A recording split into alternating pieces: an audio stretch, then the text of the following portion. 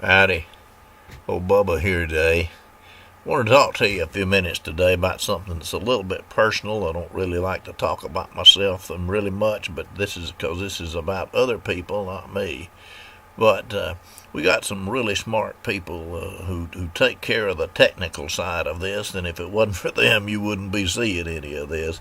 But, people post back things sometime, and they mentioned a while back that a couple of people had said, well, this guy must be a white supremacist because of his hat and because he's chosen the name Bubba and he's white. Well, I had a brother who said one time, he says, I don't care what you call me as long as you call me when it's time to eat. And I'm kind of that way too. But I do want us to kind of look at this name Bubba. First of all, is it a racist term? And does that make a person who's called Bubba a racist? Well, here's what the dictionary says about Bubba.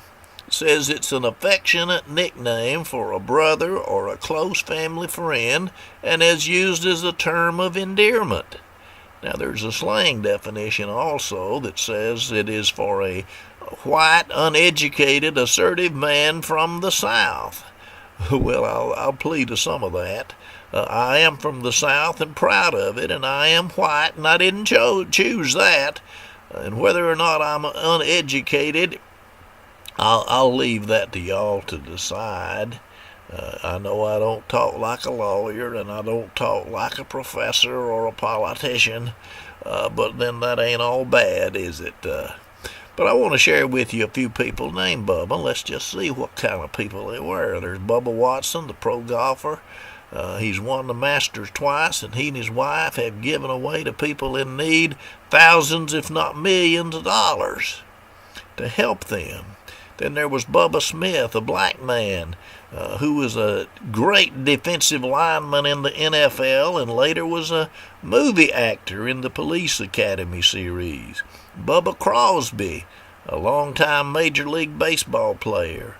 In the 60s or that era, there was a kind of music called rockabilly, and there was a singer named Tony Facenda. But his nickname was Bubba, and that's what he was known by. In fact, he even wrote a song entitled The Bubba Ditty. I'll have to listen to that. There was Bubba Paris, a motivational speaker who had 3 Super Bowl rings on his fingers.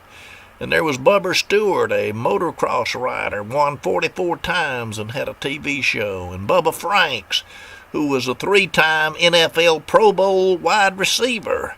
And probably the most shady character on the list, though, was a fellow y'all probably heard of, Bill Clinton. His nickname was Bubba. And so, all of these people were Bubba. In fact, did y'all know that there is a National Bubba Day? Yeah, that's right. National Bubba Day, and it's on June the 2nd. You don't believe that, you look it up on the internet. Now, I was saying these things to kind of get you to have an idea about where Bubba is coming from. What's he grounded in and rooted in and all of the things that he shares with you.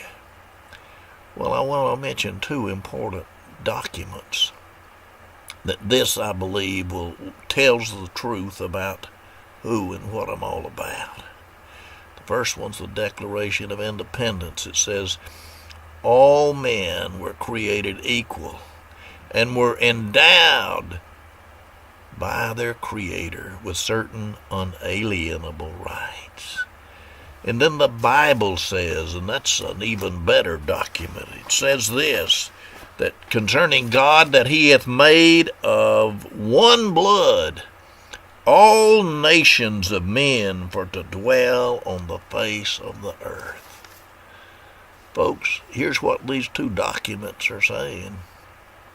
Doesn't matter who you are, what your color is, or what kind of hat you wear, or what kind of name you have. You've been all of you created by God. And as the other thing in the Bible says, we're all of one blood. A white supremacist, a black supremacist, a red or yellow supremacist, a brown supremacist, whatever, there's no such thing. We are all created equal We are all of one blood. No, the supreme race is the human race, and we're all equals in it. This is where old Bubba's coming from. I thank you for your time, and God bless you.